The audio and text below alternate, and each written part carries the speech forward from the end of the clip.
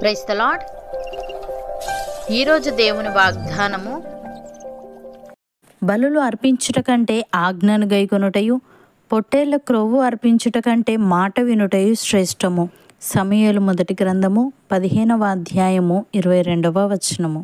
సహోదరి సహోదరులారా, ఈ వాక్య సందర్భాన్ని చూస్తే దేవుడు సౌలు రాజుతో అమాలేకీయులను పూర్తిగా నాశనం చేయి అని ఏది విడిచిపెట్టవద్దని చెప్పాడు. కానీ సౌలు మంచి గొర్రెలను ఎద్దులను ఉంచుకున్నాడు.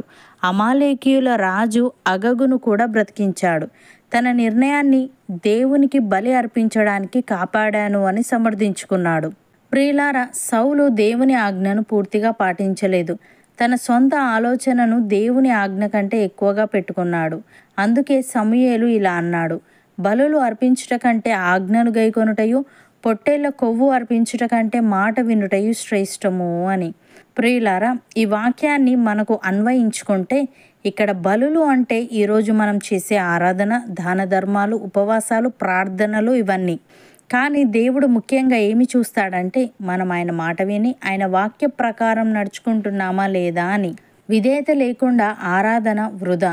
దేవుడు మన నుండి కోరుకునేది బాహ్యమైన బలులు కాదు, ఆయన వాక్యాన్ని గౌరవించి పాటించడం. అనుసరించడం లేని ఆరాధన, బలులు ఇవేవి దేవునికి ప్రీతికరము కావు. దేవునికి విధేయత బలుల కన్నా గొప్పది. ఎందుకంటే బలులు మన చేతుల పనులు, కానీ విధేయత మన హృదయ సమర్పణ. దేవుడు నోవాహుకు ఓడ కట్టమని ఆజ్ఞ ఇచ్చాడు. వర్షం లేకపోయినా, మనుషులు ఎగతాళి చేసిన నోవాహు పూర్తిగా విధేయత చూపాడు. ఫలితం అతడు మరియు అతని కుటుంబం రక్షించబడ్డారు. విధేయత ప్రాణరక్షకమైంది. అలాగే బబులోను రాజు ఆజ్ఞ ఇచ్చాడు. అతనిని తప్ప వేరే దేవుణ్ణి ప్రార్థిస్తే సింహాల గుహలో వేస్తామని. కానీ దానియేలు దేవునికి విధేయత చూపుతూ ప్రార్థన కొనసాగించాడు. ఫలితం దేవుడు అతన్ని సింహాల నోటి నుండి కాపాడాడు. బలికన్నా విధేయత గొప్పది అని చూపించాడు. ప్రియులారా, మనందరం మన హృదయాలపై రాసుకొని అనుదినం చదువుకోవలసిన మాట ఇది. హృదయంలో విధేయత భావం లేకుండా బయటి ఆచారక్రియలు ఎన్ని చేసినా ఉపయోగం లేదు. దేవుడు ఈ విధంగా అంటున్నాడు: మీ దహన బలులను మీ బలులను కలిపి మాంసము భక్షించుడి. నేను ఐగుప్తు దేశంలో నుండి మీ పితరులను రప్పించిన దినమున దహన బలులను గూర్చి గాని బలులను గూర్చి గాని నేను వారితో చెప్పలేదు. అట్టి వాటిని గూర్చి నేను ఏ ఆజ్ఞయూ ఇయ్యలేదు. ఈ ఆజ్ఞను మాత్రమే నేను వానికిచ్చి తిని, ఏదనగా నా మాటలు మీరు అంగీకరించిన ఎడల నేను మీకు దేవుడనై ఉందును, మీరు నాకు జనులై ఉందురు. మీకు క్షేమము కలుగునట్లు నేను మీకు ఆజ్ఞాపించుచున్న మార్గమంతటి యందు మీరు నడుచుకొనుడి. అయితే వారు వినకపోయిరి, చెవియొగ్గుకుండిరి, ముందుకు సాగక వెనుక తీయుచు తమ ఆలోచనలను బట్టి తమ దుష్ట హృదయ కాఠిన్యమును అనుసరించి నడుచుచూ వచ్చిరి. మీ పితరులు ఐగుప్తు దేశంలో నుండి బయలుదేరి వచ్చిన దినము మొదలుకొని నేటి వరకు మీరు వెనుకదీచూ వచ్చిన వారే. నేను అనుదినము పెందలకడ లేచి ప్రవక్తలైన నా సేవకులనందరినీ మీ యొద్దకు పంపుచూ వచ్చి తిని, వారు నా మాట వినకయున్నారు, చెవి ఒగ్గుకున్నారు, తమ మెడను వంచక మనస్సును కఠినపరుచుకొనుచున్నారు. వారు తమ పితరుల కంటే మరి దుష్టులైరి అని.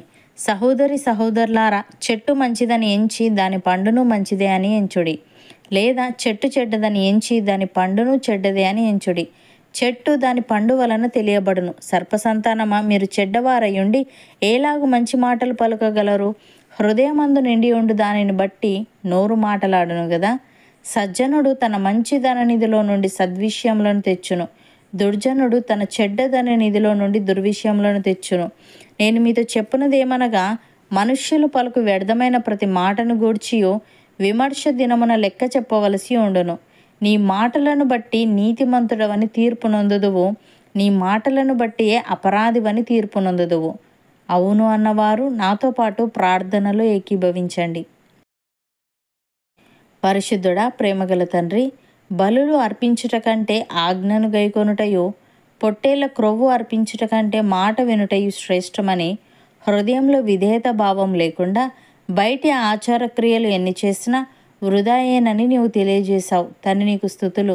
దేవా, మేమందరం మా హృదయాలపై నీ వాక్యాన్ని రాసుకొని నీ వాక్య ప్రకారంగా జీవించే వారంగా ఉండుటకు సహాయము దయచేయమని, మేము నీ మాటలు అంగీకరించిన ఎడల నీవు మాకు దేవుడవై ఉందువని, మేము నీకు జనులమై ఉందుమని, మాకు క్షేమము కలుగునట్లు నీవు మాకు ఆజ్ఞాపించుచున్న మార్గమంతటి అందు మేము నడుచుకోవాలని నీవు సెలవిచ్చావు గనుక మేము నీ మార్గంలో నడుచుకుంటూ నీవిచ్చే క్షేమాన్ని పొందుకునే వారంగా ఉండుటకు కృపచూపమని, నీకు ప్రీతికరమైన జీవితం మాలో ప్రతి ఒక్కరికి నీవే అనుగ్రహించమని యేసుక్రీస్తు నామమున ప్రార్థిస్తున్నాము తండ్రి. ఆమెన్.